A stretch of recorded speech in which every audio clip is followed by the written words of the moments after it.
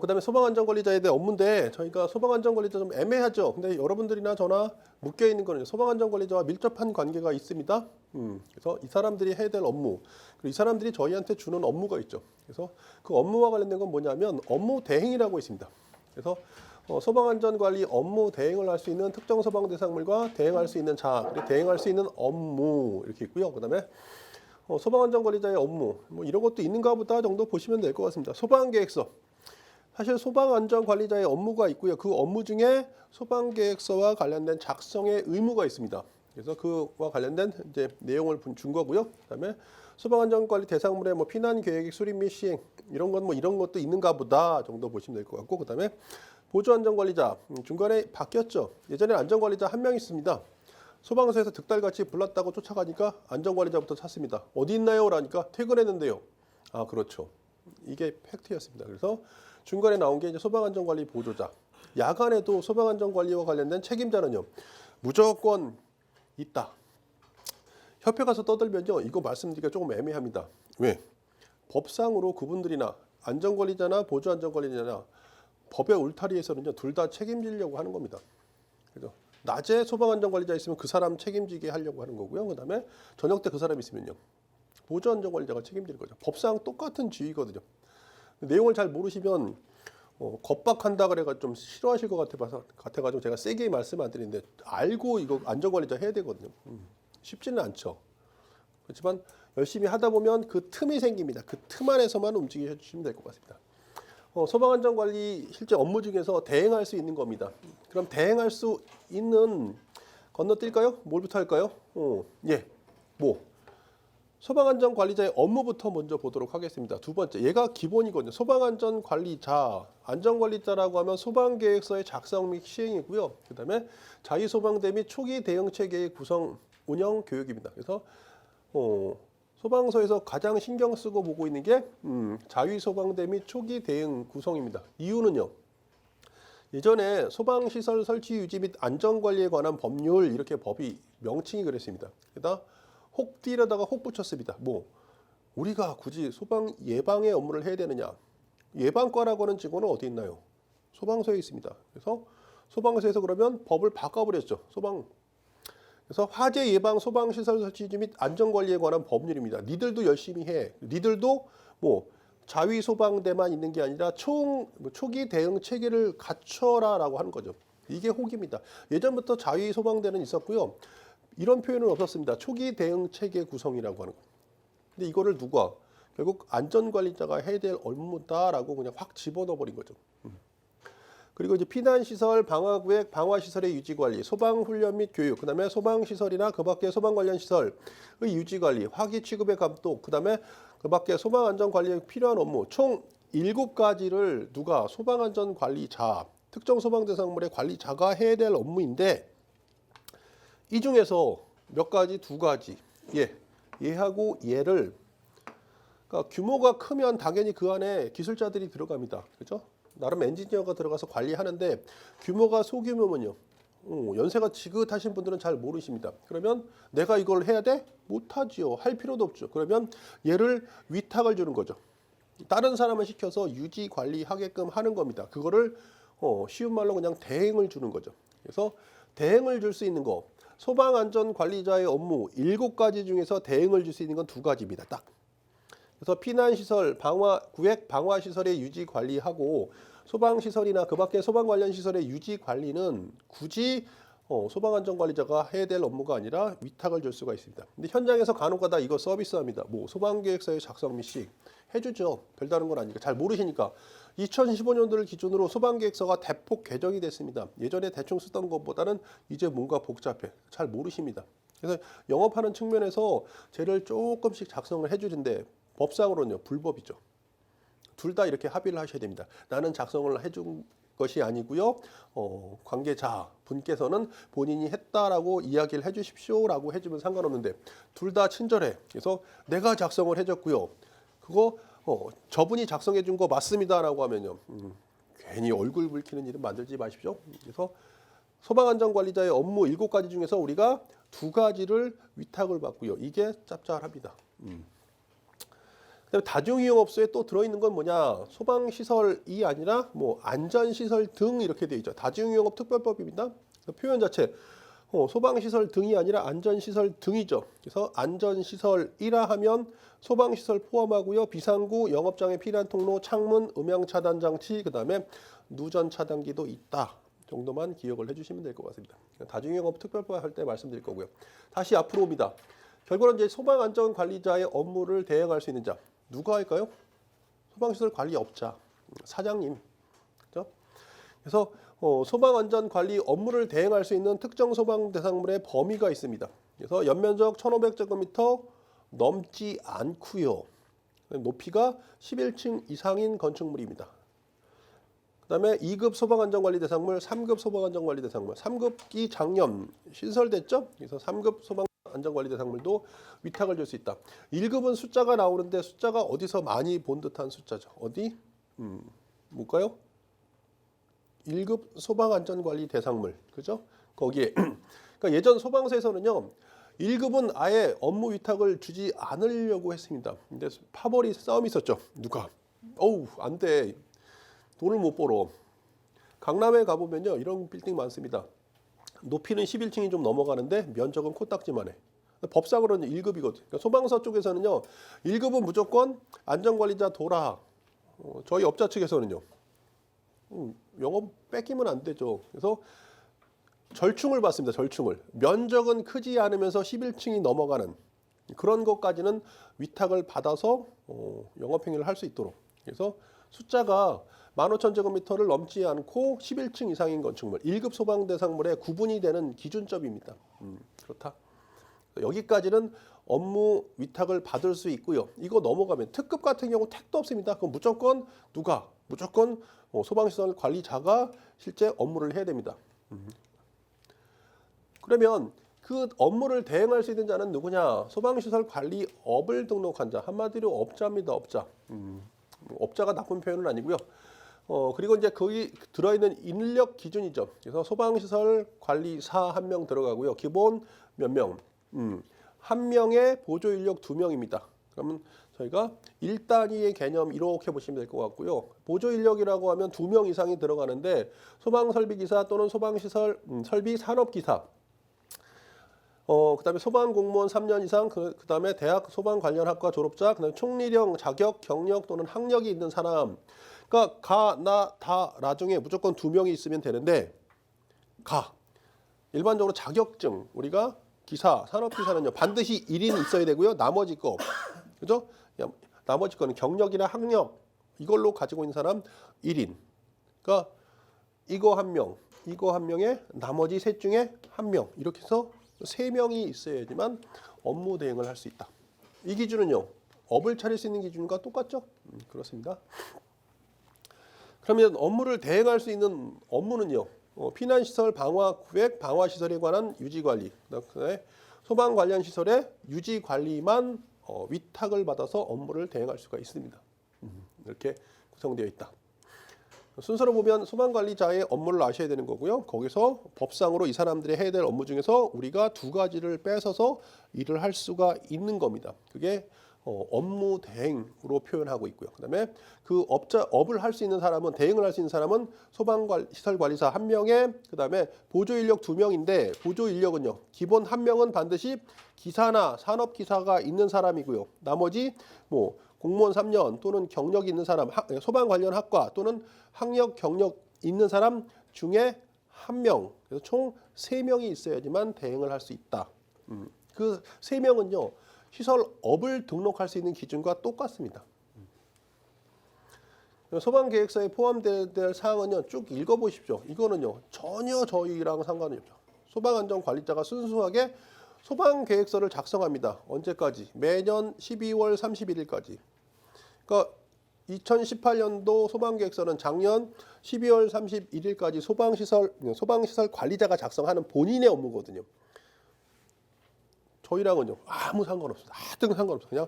그냥 읽어보시면 될 것 같습니다. 기술사의 기출문제에 나왔다라고 해서 관리사 업무랑 매칭이 되면 말씀드리겠는데 매칭과 전혀 상관은 없습니다. 기술사는 다 물어봐도 상관없습니다. 이게 국내 기준이건 미국 기준이건 뭐 일본 기준이건 알아도 합격시키고요. 몰라도 합격시킵니다. 그건 합격과는 별개거든요. 근데 여러분들은요. 현재는 필요 없는 것은 나중에 순서에 밀립니다. 이거는 소방시설 관리자가 해야 될 업무. 여기 소방계획서의 작성 및 시행이 있고요. 그 들어있는 사항 중에 쭉 항목 겁나게 많습니다. 많습니다. 이런 것도 있는가 보다. 신경을 보시면 될 것 같고요. 소방안전관리 대상물의 피난계획의 수립 및 시행입니다. 이건 누가 하나요? 소방대상물의 관계인은 그 장소에 근무하거나 또는 거주, 출입하는 사람들이 화재가 발생할 경우 안전하게 피난할 수 있도록 피난계획을 수립, 시행해야 된다. 뭐 읽어보시면 좋을 것 같고요. 끝에 가면 이런 게 있습니다. 피난계획의 수립, 시행, 제3항에 따른 피난 유도 안내 정보 제공에 필요한 사항은 총리령으로 정한다 이렇게 되어 있죠. 그럼 3항이 뭐냐? 소방안전관리 대상물의 관계인은 피난시설의 위치, 피난 경로 또는 대피 요령이 포함된 피난 유도 안내 정보를 근무자 또는 거주자에게 정기적으로 제공해야 한다. 법은 이렇게 되어 있거든요. 너무 두리뭉실하죠. 뭐 어떻게? 그래서 어디? 화재 예방, 소방시설 설치 및 안전관리에 관한 법률 제14조 5에 이렇게 표현합니다. 피난 유도 안내 정보의 제공. 새로 추가가 된 사항이죠. 이것도 별표 빡빡빡. 왜? 아셔야 될 사항이다. 그래서 연 2회 피난 안내 교육을 실시하는 방법을 하던가 아니면 분기별 1회 피난 안내 방송을 실시하던가 아니면 피난 안내도를 층마다 보기 쉬운 위치에 설치하던가 아니면 엘리베이터, 출입구 등 시청이 용이한 지역에 피난 안내 영상을 제공하던가. 얘가 오히려 팩트 있고요. 얘는요. 너무 두리뭉실합니다. 그래서 이게는 관계인과 여러분 다 아셔야 될 사항이다라고. 그래서 뭐 6개월에 한 번씩 교육을 하던가 아니면 3개월에 한 번씩 방송을 하던가 피난 안내도를 붙이던가 아니면 피난 안내 영상물을 틀어주던가. 개념은 그렇습니다. 어렵진 않죠. 그다음에 소방안전관리 보조자입니다. 보조자. 작년이었죠? 이거 보조자 그 시험 1차 때 나왔습니다. 보조자. 결국 답은요. 오류 나왔죠, 오류. 정답 가답안지에서 실제 보조자 답안이 오류가 났던 문제입니다. 그래서 보조자를 두어야 할 특정 소방대상물의 종류는요. 크게 아파트와 아파트 외로 이야기합니다. 아파트. 저희가 자체 점검이라고 해서 인력 산정할 때도 기본 아파트와 아파트 외로 이야기하죠. 아파트면 세대로 이야기하는 거고요. 아파트 외면 그냥 면적으로 이야기한다. 이렇게 머릿속에 딱 떠올리시면 될 것 같습니다. 그래서 아파트는 세대야. 세대면 기본적으로 300세대를 한 명으로 두고요. 한 명은요. 소방안전관리자가 들어가는 거고 300세대를 초과할 때마다 한 명 이상의 보조안전관리자가 들어갑니다. 2명, 3명 집어넣는 거 상관없습니다. 사실 하나의 대상물에 300세대다라고 해도요. 소방안전관리자는 한 명 이상이니까 사실 실제 넣어봤거든요. 예전에 다른 것 때문에 넣어보니까 소방안전관리자가 들어가더라고요. 소방서에서 받아줍니다. 10명이 됐건 20명이 되니까 상관없어. 그러니까 혹여나 나중에 이거 가지고 안전관리자 하는데 경력이 안 돼라고 하시는 분들이 계시더라고요. 그냥 소방서 가서 집어넣으세요. 그럼 다 받아줘요. 그런가요? 네. 상관없습니다. 나중에 물론 책임을 져야 할 뿐이니까. 그렇죠? 그래서 최소한 한 명 이상이고요. 보조는요. 300세대 넘어가면 그럼 이렇게 되죠. 450세대다 그러면요. 소방안전관리자 1인 그다음에 보조 1인 들어가는 거죠. 그럼 700세대다라고 하면요. 300세대, 600세대, 700세대 넘어갔으니까 소방안전관리자 1인에 보조가 2명 들어가는 거죠. 이렇게 추가로 들어갑니다. 지금 보조와 소방안전관리자 둘 다 소방안전관리자이기 때문에 경력 산정이 되지요. 됩니다. 그다음에 아파트 외는요. 면적으로 합니다. 면적 얼마? 15,000제곱미터를 기본으로 합니다. 15,000제곱미터면 소방안전관리자 한 명이고요. 또 15,000제곱미터 넘어가면 보조가 또 한 명씩. 뭐 아파트 세대랑 똑같습니다. 얘는 세대로 표현한 거고, 그다음에 아파트 외에 특정 소방 대상물은 면적으로 한 겁니다. 그래서 15,000제곱미터를 추가로 한다. 그러면 그 이외죠, 이외. 그러면 그 이외가 뭐냐면 보십시오. 약간 빼주는 겁니다. 그럼 두 가지의 딱 대상물만 따지는 게 아니라 그 외의 특정 소방 대상물입니다. 그래서 공동주택증 저희가 기숙사, 의료시설, 노유자시설, 그다음에 수련시설, 숙박시설은 그냥 퉁 쳐서 한 명, 퉁 쳐서 한 명. 모텔인데, 그죠? 여기가 모텔이면 이렇게 볼까요?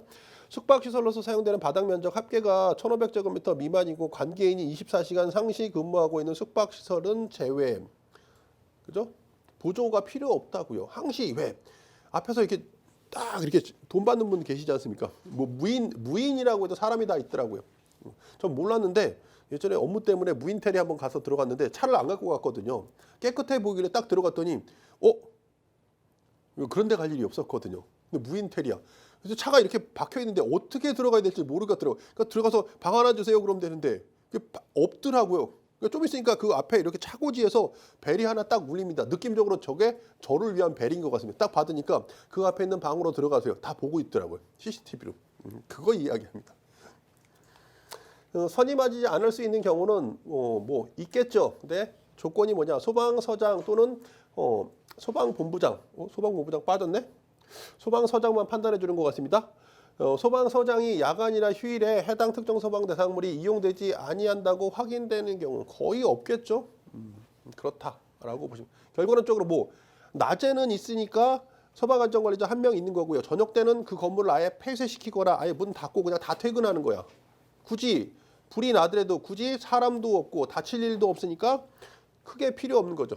이러면 학교나 세콤 같이 이렇게 되어 있으면 가능하겠죠. 근데 그것도 네 맘대로 하는 게 아니라 소방서장이 확인을 해줘야 되는 거죠. 확인해주면 됩니다. 그렇다. 얘는 확률이 좀 떨어진다. 특정 소방 대상물의 관리 권한이 분리되어 있는 분리되어 있는 것 중에 공동 소방안전관리자로 선임하여야 하는 대상물입니다. 최근 들어 트렌드가 매머드입니다. 매머드 대형화돼 있죠. 여기 지금 타임스퀘어 같은 경우도 어떻게 돼 있나요? 여기는 호텔이 있고요. 그다음에 업무시설동 있고요. 그다음에 판매시설이 같이 있죠. 터미널 같은 경우는 거기에 호텔이 있고요. JW 메리어트 있고요. 판매시설인 신세계 있고요. 그다음에 운수시설인 그 터미널이 있죠. 각각에 쪼개져 있습니다. 안전관리자도요. 쪼개져 있습니다. 실제. 그러면 중간에 니캉 내캉도 경계선 안에서 사건이 벌어지면요. 서로 토스하죠. 물론 돈이 많으면 서로 고쳐주려고 애쓸 겁니다. 근데 세부적으로 겁나게 따지겠죠. 그런데 얘가 만약에 아파트고 밑에 뭐 이런 거죠. 건물이 이렇게 있는데 위에 주상복합입니다. 위로 아파트가 겁나게 섰고요. 물론 이제 건축물에 따라서 위쪽에 주차장을 아예 층으로 분리해 둔 데가 있는데 처음에 초창기 모델 같은 경우는요. 층의 구분이 없었습니다. 그래서 지하층은 그냥 주차장으로 쓰는 거야. 어디랑? 여기 판매시설이 들어가는 주차장과 위에 아파트, 공동주택의 주차장이 똑같아.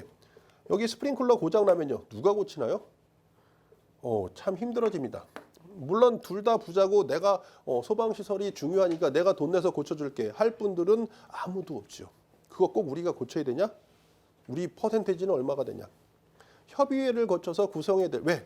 이게 단일 건물에 하나의 관리자, 관리회사가 들어있으면 상관없는데 여기는요. 서울시에서 임대아파트 짓고요. 얘는요.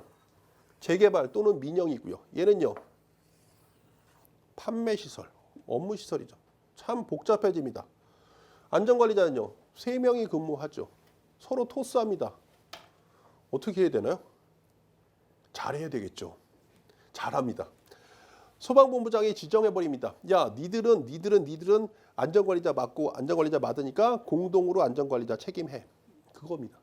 그래서 그 범위가 어떻게 되느냐. 복합건축물로서 연면적 5,000제곱미터 이상인 거 또는 층수가 5층 이상인 거. 그다음에 도매시장 또는 소매시장입니다. 고층 건축물이죠. 고층 건축물이라고 하면 어떻게? 지금 지하층을 제외한 층수니까 11층 이상인 것에 해당이 된다. 고층 건축물 표현이 이렇게도 표현되기도 하고요. 그다음에 건축법에서 나오는 거 있죠. 고층이라고 하면 30층 넘어가면 고층입니다. 그렇게 표현되는 것들이 있고요. 지하가입니다. 지하가. 그다음에 다 필요 없어. 결국 소방본부장. 왜? 특급 1급, 2급 소방안전관리자를 두어야 되는 특정 소방대상물. 그러니까 결국 분쟁이 생기면 소방서장한테 득달같이 달려가면요. 소방서장이 이렇게 이야기합니다. 둘 다 같이 책임져. 그게 공동 소방안전관리자입니다. 누가? 소방서장과 소방본부장이 그 얘기하고 있는 겁니다. 그러니까 마치 거꾸죠. 책임을 지기 싫은 쪽 또는 돈이 많은 쪽은요. 엉겨 붙으면 됩니다. 야, 네가 혼자 고민하지 말고 소방서에 쫓아가가지고 협의 봐. 그러면 5대5 책임지라고 할 거야. 그렇죠? 확률이 7대 3으로 있으면요. 7사람은 되게 억울할 거거든요. 3사람은 되게 행복하죠. 내가 봐도 과실로 치면 5대5 정도 나와야 되는데 7은 조금 더 뺐으면 좋겠고 얘는요. 본인 생각은 더 뺐으면 좋겠는데 얘는 거의 요 정도만도 만족을 할 거거든요. 문제는 얘는요. 좀 더 비율을 낮추려고 애쓸 겁니다. 옆에 가서 살짝 꼰지릅니다. 소방서에 가서 협의 한번 봐봐. 어떻게 될지. 밑조의 본전이죠. 그게 공동안전관리자다라고 보시면 될 것 같고요. 용어 정리입니다. 용어 정리. 지하가 지하구. 저희가 소방에서 지하가, 지하구, 그다음에 또 뭐가 있을까요? 지하층 또는 밀폐구조 또는 무창층이다라고 하는 표현이 많이 나옵니다. 그래서 시험 문제는요, 확률 적습니다. 그냥 설명드리고 설명. 지하가라고 하면요, 지하의 인공구조물 안에 상점, 사무실, 그 밖에 이와 비슷한 것이 연속하여 지하도에 붙어 있는 설치된 그런 것, 그다음에 지하도를 합한 것 이렇게 지하가라고 하고요. 지하가의 종류는 지하상가하고요. 터널입니다. 터널. 그거 설명드리려고 합니다. 터널. 근데 터널인데 궤도 차량, 그러니까 궤도 바퀴가 있는 레일이 깔려 있는 터널은 제외하고요. 굴러가는 원형의 바퀴가 있는 터널, 자동차 터널을 우리가 지하가. 그래서 지하가라고 하면 이제 구분을 하셔야 돼요. 지하상가만 있는 게 아니라 지하가. 그러면 터널은 제외하는 지하가 이렇게 표현이 되는 거죠. 그래서 그와 관련된 설명이고요. 지하구는요. 지하구는 크게 아까 말씀드렸던 전력 또는 통신 사업용, 그래서 전선이나 가스, 냉난방, 배관 이와 비슷한 것을 집합 수용하는 거고요. 그다음에 지하에 있는 인공 구조물입니다. 인공적으로 만든 거고요. 당연히 사람이 점검, 보수를 할 수 있어야 되는 조건이고요. 그다음에 그 폭이 1.8m, 2m 길이로 치면 숫자가 커지죠. 잘 기억하십시오. 1.8m, 2m, 50m 또는 전력 또는 통신사업용 지하구는 500m, 10배 이렇게 커지는 형태의 구조물을 우리가 지하구 이렇게 표현하고요. 그 다음에 국토의 계획 및 이용에 관한 특별법, 법입니다. 법. 국토의 계획 및 이용에 관한 법률에서 그냥 딱 공동구 딱 찍었습니다. 그러면 얘도 결국 지하구다. 별다른 설명 없고요. 그 다음에 이제 소방대상물 종류입니다. 보도록 하겠습니다. 특급, 그 다음에 1급, 2급, 그 다음에 3급이고요. 그 다음에 얘는 뭔가요? 그냥 나중에 보도록 하죠. 별다른 건 아니고요. 특급입니다. 법이 개정됐죠. 기본 중에 상기본. 법이 개정되고요. 언제든지 그냥 짧은 점수로 물어볼 수 있는. 아파트가 예전에는요. 아파트는 아파트였죠. 고층도 그냥 아파트예요. 아파트는 아파트로서 고층과 상관없이 용도로 딱 묶어버렸거든요. 소방대상물 특급입니다. 아파트죠. 동식물원이고요. 철강 등 불연성 물품을 저장, 취급하는 창고, 위험물 저장 및 처리 시설 중 위험물 제조소, 지하구를 제외한 거고요. 30층 이상 지하층을 포함합니다. 포함이 빠져 있으면요. 포함이라는 말이 빠져 있으면 그냥 포함이면 포함인 거고요. 포함이 없으면 그냥 지상층만을 기준으로 한다 이렇게 보시면 될 것 같습니다. 지하층을 포함한 30층 이상이거나 지상 높이가 120m 이상인 특정 소방대상물. 아파트는 제외합니다. 왜? 아파트가 별도로 들어갔으니까. 그렇죠? 연면적 20만 제곱미터 이상인 특정 소방대상물. 아파트 제외하고요. 그다음에 50층 이상이거나 근데 재밌는 건 뭐다? 지하층을 제외. 하나는요. 포함하고요. 얘는요. 제외. 이거나 지상으로부터 높이가 200m 이상인 초고층이죠. 초고층. 초고층에 대한 표현입니다. 그리고 여러분들 이거 가의 단서 조항이죠. 이거 1, 2, 3 쓰는 거 맞고요. 그런데 이거 빼면 또 안 됩니다. 안고 빠진 찐빵입니다. 얘도 반드시 써줘야 됩니다. 그래서 1, 2, 3 써주셔야 되고요. 그 다음에 동식물원, 철강 등 불연성 물품을 저장, 취급하는 창고, 그다음에 위험물 제조소 등, 그다음에 지하구 등은 제외한다를 반드시 써. 얘 빼주면요 점수가 딱 다 써도 제가 봤을 땐 반토막입니다. 중요한 단서 조항이기 때문에 그렇다. 그다음에 1급 소방안전관리 대상물은요. 당연히 동식물원, 철강, 그죠? 동식물은 철광, 그다음에 가연성 불연성 물품을 저장 취급하는 창고, 그다음에 위험물 제조소 등 지하군은 제외. 잘 보십시오. 우리 소방 시설은요 위험물 제조소 등은 제외야. 소방 대상물에 빠지죠. 그럼 소방 시설 관리사 업무에서 사실 빠지는 거죠. 그래서 사실 하지 않는 게 맞거든요. 근데 시험 문제는 막 내죠. 연면적 저희가 15,000제곱미터. 그다음에 층수가 11층 이상인 것. 아파트 둘 다 아파트 제외하고요. 그다음에 가연성 가스를 1,000톤 이상 저장 취급하는 것. 그다음에 높이가 30층 이상, 높이가 120m 이상인 아파트. 그래서 아까 업무 대행 중에 사실은요 1급이 포함됩니다. 1급을 아예 뺄라 그랬거든. 그러니까 소방청 입장에서는요, 소방당국 입장에서는 1급은 무조건 관리자가 들어가는 것처럼 하려고 했더니 업자 입장에서는요, 이게 안 되거든요. 이게 안 되거든요. 그러니까 이거 빼면 나머지 2급 가지고 먹고 살아야 되는데 좀 돈이 안 됩니다. 그래서 어떻게든지 물고 늘어져서 협의를 본 게 뭐냐? 면적은 15,000이 안 되지만 높이 올라간 건물은 우리가 할 수 있지 않을까라고 해서 절충을 본 거, 절충. 그래서 아까 업무 대행을 줄 수 있는 기준은 여기에 자리를 하고 있다 정도 보시면 될 것 같고요. 2급 소방안전관리 대상물입니다. 개인적으로 시험 문제를 내면 특급 1급보다는요, 저는 2급 내고 싶습니다. 그죠? 형태가 그렇습니다. 솔직한 말로 2급 소방안전관리 대상 다 중요합니다. 옥내 소화전, 스프링클러, 간이 스프링클러, 물 분무 등 소화 설비, 호스릴 방식만 있는 것은 빠지고요. 있는 특정 소방 대상물, 가연성 가스 100톤 이상, 1000톤 미만인 저장 취급하는 시설, 그다음에 지하구, 공동주택, 그다음에 보물 또는 국보로 지정된 목조 건축물. 그러니까 아까 30층 이상, 120m 이상 들어가면 1급의 아파트로 봤을 때 1급이고요. 나머지 그 밑에 높이 안 되고 면적 안 되, 높이만 안 돼, 면적은 상관없죠. 높이 안 되면, 층수 안 되면 면적에 상관없이 다 그냥 아파트. 2급입니다. 2급. 2급이다.